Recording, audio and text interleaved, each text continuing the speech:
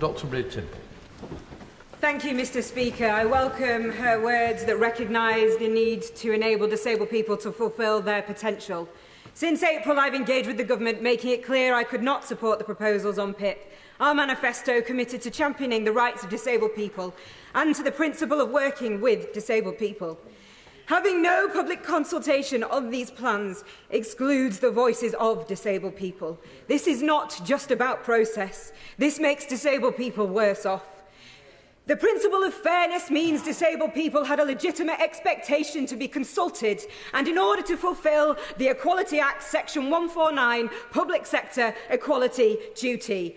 Why did the Department for Work and Pensions choose not to consult with disabled people on PIP proposals, and what work will her department do to win back the trust of disabled people? My honourable friend is a powerful voice, and I know she will always remain that in this House. We are absolutely committed to co-producing this PIP review led by Sir Stephen Timms.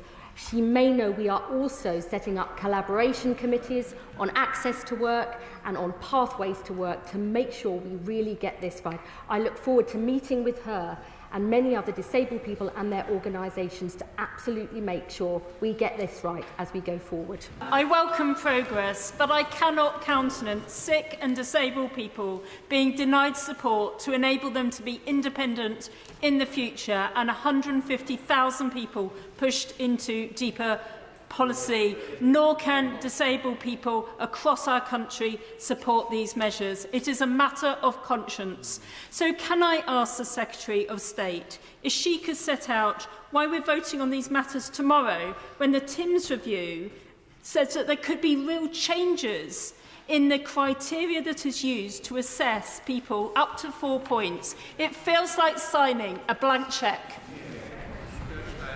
I know my honourable friend cares passionately about these issues, but may I just say, no existing claimant will be put into poverty as a result of the changes in this bill. The figures she is giving are about future notional claimants, and they take into account none of the record levels of employment support we are putting into the system. We have published very clear evidence that proper support programmes can get sick and disabled people into work, to stay in work, making sure they can improve their incomes and their lives. And I would say to all honourable members, we have absolutely committed to co-producing the Timms review. Indeed, we will be working very closely with disabled people about our reforms to access to work, how we make that pathways to work investment get the best results for disabled people and for their families. That work will take time, but we will implement the decisions as soon as possible. Vicky Foxcroft.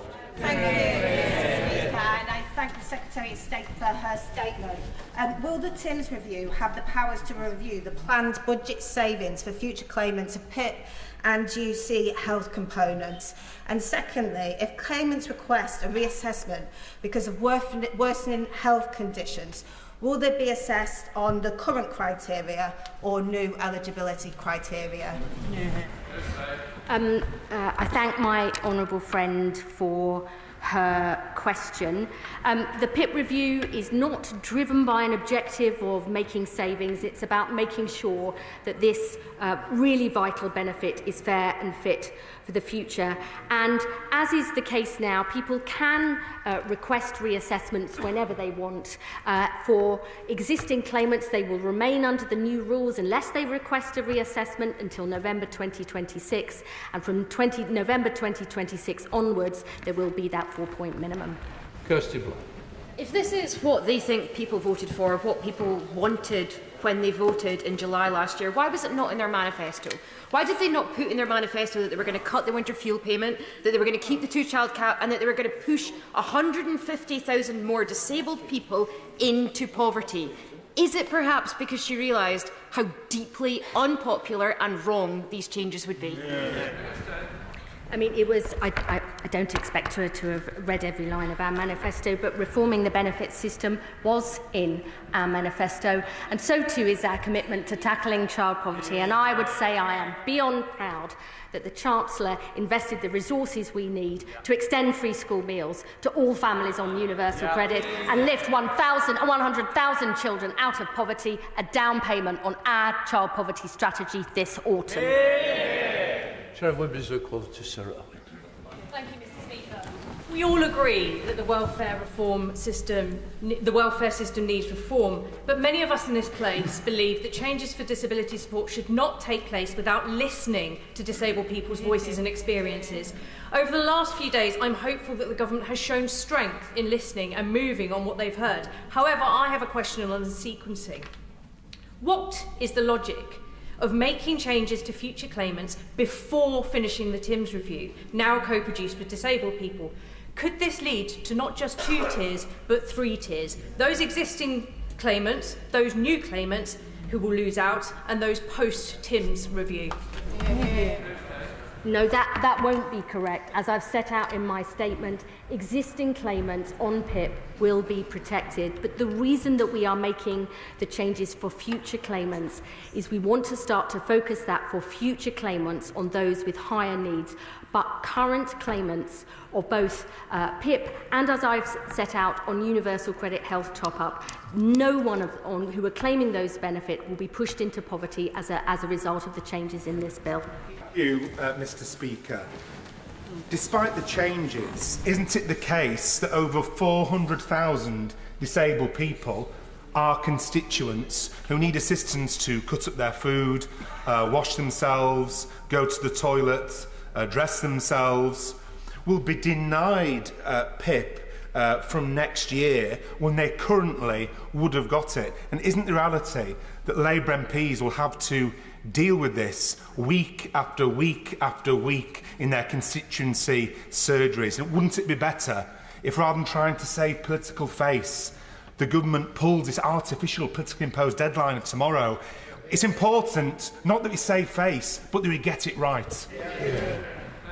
Many honourable members have understandably raised concerns because their constituents on PIP right here, right now, are extremely anxious, even though 9 out of 10 of them who are on PIP by the changes, the time these changes come in, would not have been affected. They will be protected in future. The TIMS review will look at this vital benefit going forward, the activities, the descriptors and the points it gets, and I really hope the Honourable Gentle will engage with us throughout this process to make sure we get it right. On page 3 of her statement, the Secretary of State asked herself the rhetorical question about a 2-tier system.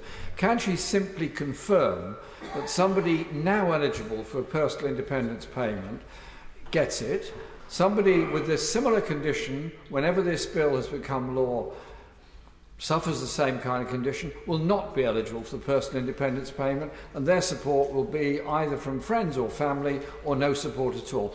Is she really happy that we're deliberately creating a 2-tier system for people with profound needs and disabilities who quite rightly expect the community as a whole to recognise and support them? Absolutely.